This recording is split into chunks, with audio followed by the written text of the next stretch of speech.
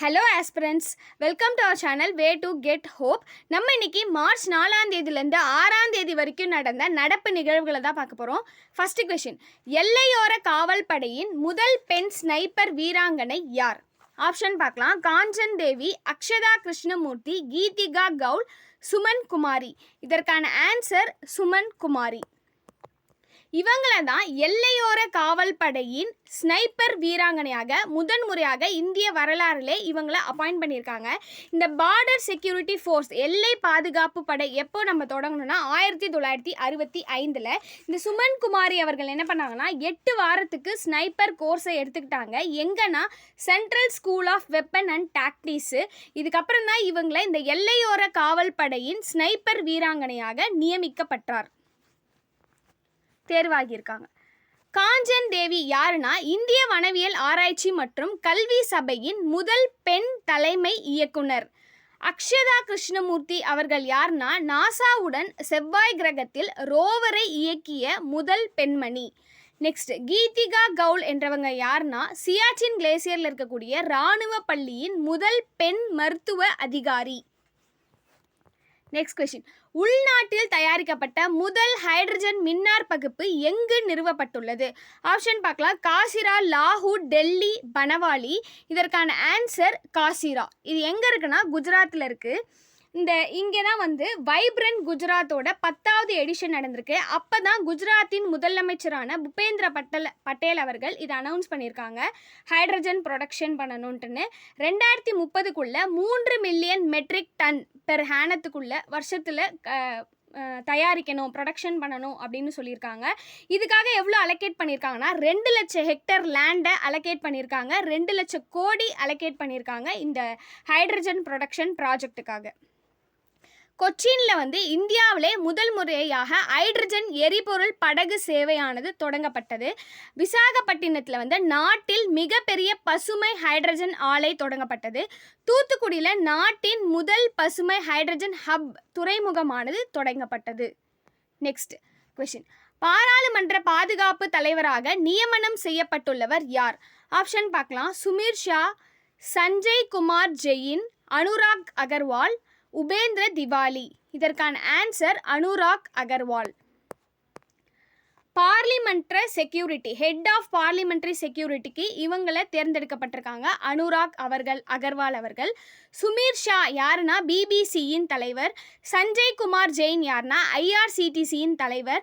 உபேந்திர திவேலி யாருன்னா இந்திய இராணுவத்தின் துணை தலைவர். நெக்ஸ்ட் கொஸ்டின், சமீபத்தில் எந்த மாநில அரசு மாநில நீர் தகவல் மையத்தை நிறுவ முடிவு செய்துள்ளது? ஆப்ஷன் பார்க்கலாம். பீகார், ஒடிஷா, குஜராத், ஜார்க்கண்ட். இதற்கான ஆன்சர் ஒடிசா. ஒடிசா கவர்மெண்ட் ஆனது நீர் ஆதார தரவை ஒருங்கிணைப்பதற்காகவும் சேமிப்பதற்காகவும் பரப்புவதற்காகவும் ஸ்டேட் வாட்டர் இன்ஃபர்மேஷன் சென்டர் SWICயை நிறுவுகிறது. இதன் மூலமாக நீர்வளத்துறையின் கீழ் இது செயல்பட போகுதுன்னு சொல்லியிருக்காங்க. ஒடிசாவிற்கான ஹைட்ரோ வானிலை தரவுகளின் விரிவான களஞ்சியத்தை பராமரிப்பதை இது நோக்கமாக கொண்டுள்ளது. நெக்ஸ்ட் கொஸ்டின், சமீபத்தில் செய்திகளில் பார்த்த அம்ராபாத் புலிகள் காப்பகம் எந்த மாநிலத்தில் அமைந்துள்ளது? ஆப்ஷன் பார்க்கலாம். தெலுங்கானா, கேரளா, கர்நாடகா, ஒடிஷா. இதற்கான ஆன்சர் தெலுங்கானா. தெலுங்கானாவில் உள்ள அம்ராபாத் புலிகள் காப்பகத்தில் சிறுத்தையோட எண்ணிக்கை கணிசமாக அதிகரிச்சிருக்கிறதாக சொல்கிறாங்க. சமீபத்திய இந்தியாவில் சிறுத்தைகளின் நிலை அறிக்கை கூறுகிறது. இதனை 2611.4 சதுர கிலோமீட்டர் பரப்பளவில் இது இந்தியாவின் மிகப்பெரிய புலிகள் காப்பகங்களில் ஒன்றாகும் மற்றும் மையப்பகுதியில் இது 2வது பெரிய புலிகள் காப்பகம். Next question, network planning group 66வது கூட்டம் எங்கு நடைபெற்றது? ஆப்ஷன் பார்க்கலாம். சென்னை, புதுடெல்லி, பெங்களூர், ஜெய்ப்பூர். இதற்கான ஆன்சர் புதுடெல்லி. புதுடெல்லியில் நடைபெற்ற 66வது நெட்வொர்க் திட்டமிடல் குழு நெட்வொர்க் பிளானிங் குரூப் கூட்டமானது தொழில் மற்றும் உள்நாட்டு வர்த்தகத்தை மேம்படுத்துவதற்கான துறையில் கூடுதல் செயலாளர் தலைமையில் சாலை போக்குவரத்து மற்றும் நெடுஞ்சாலை அமைச்சகத்தின் 3 திட்டங்களையும் ரயில்வே அமைச்சகத்தின் 2 திட்டங்களையும் மதிப்பீடு செய்தது. அது மட்டும் இல்லாமல் ஒருங்கிணைந்த multi model network planning group இணைப்பு உள்கட்டமைப்பு அமைச்சங்களுக்கான ஒருங்கிணைந்த திட்டமிடல் மற்றும் ஒருங்கிணைப்பை மேற்பார்வை செய்கிறது, பங்குதாரர் தொடர்புகளை எளிதாக்குகிறது. நெக்ஸ்ட் கொஸ்டின், உலக வனவிலங்கு தினம் எப்போது கொண்டாடப்படுகிறது? ஆப்ஷன் பார்க்கலாம். March 2, March 3, March 4, March 1. இதற்கான ஆன்சர் மார்ச் 3. உலக வனவிலங்கு தினமான நியமிப்பதன் முக்கிய நோக்கம் என்னன்னா, உலகத்தில் இருக்கக்கூடிய வனவிலங்குகள் மற்றும் தாவரங்களை பற்றி விழிப்புணர்வு ஏற்படுத்துவதற்காக தான் இந்த உலக வனவிலங்கு தினமானது கொண்டாடப்பட்டு வருகிறது. மார்ச் 3ஆம் தேதி. 2024க்கான கருப்பொருள் தீம் என்னன்னா, மக்களையும் கிரகத்தையும் இணைத்தல், வனவிலங்கு பாதுகாப்பில் டிஜிட்டல் கண்டுபிடிப்புகளை ஆராய்தல், connecting people and planet, exploring digital innovation in wildlife conservation.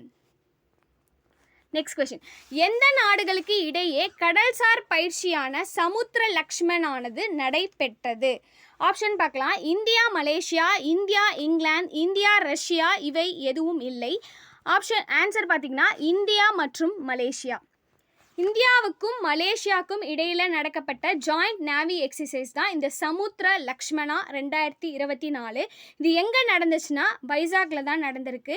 இதோட 3rd எடிஷன் தான் இப்போ நடந்திருக்கு, பைலேட்ரல் மேரிடைம் எக்ஸசைஸ். எதுக்கும்னா இந்தியன் நேவிக்கும் ராயல் மலேசியன் நேவிக்கும் இடையில் நடந்தது தான் இந்த ஜாயிண்ட் நேவி எக்ஸசைஸ், கடல்சார் பயிற்சி. எப்போ நடக்குதுன்னா பிப்ரவரி 28, 2024 மார்ச் 2ஆம் தேதி வரைக்கும் நடக்க போகுது.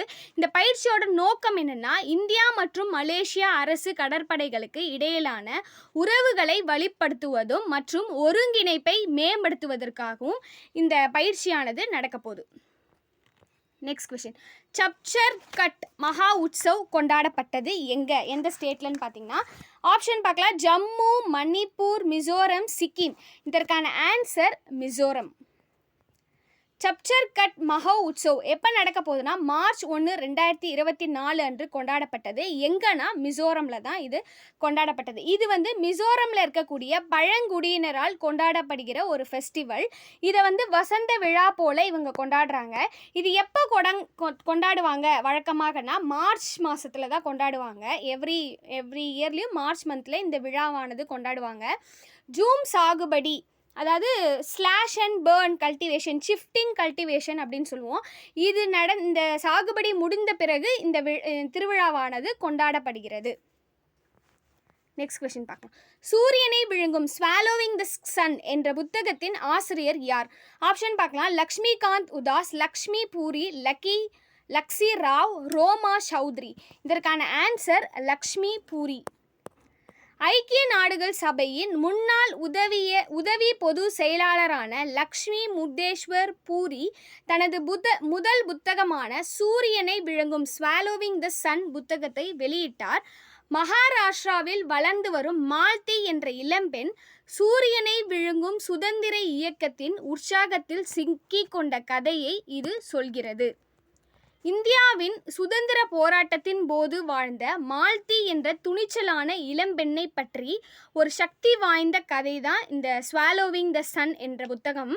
புத்தகத்தில் அவர் பெண்கள் அதிகாரம் மற்றும் கலாச்சார பாரம்பரியத்தின் கருப்பொருட்களை முன்னிலைப்படுத்தியுள்ளார்.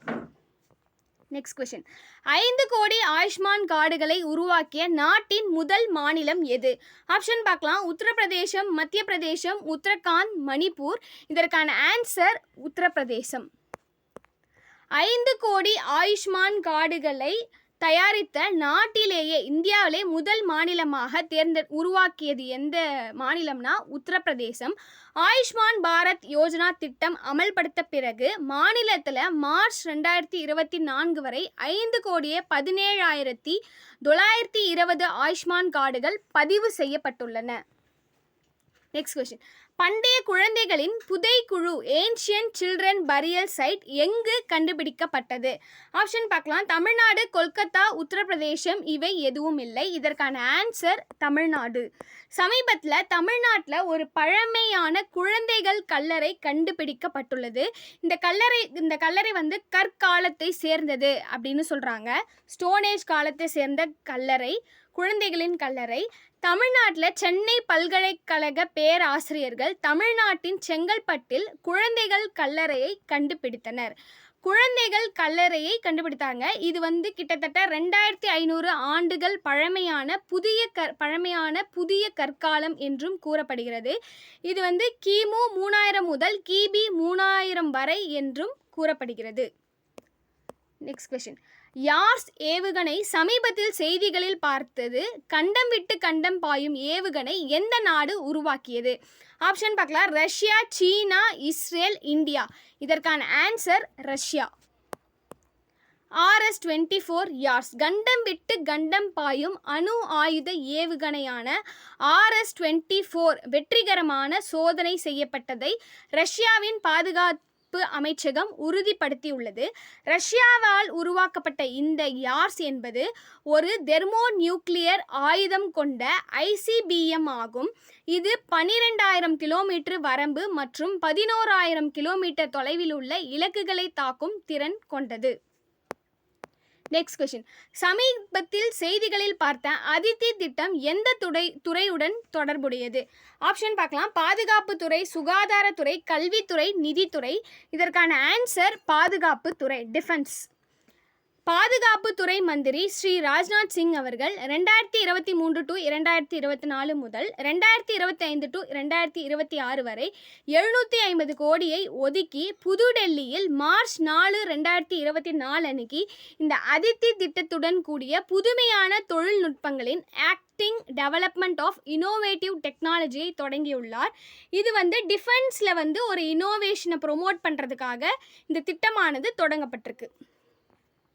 இந்த வீடியோ பிடிச்சிருந்தால் லைக் பண்ணுங்கள், சப்ஸ்கிரைப் பண்ணுங்கள். தேங்க்யூ ஃபார் வாட்சிங்.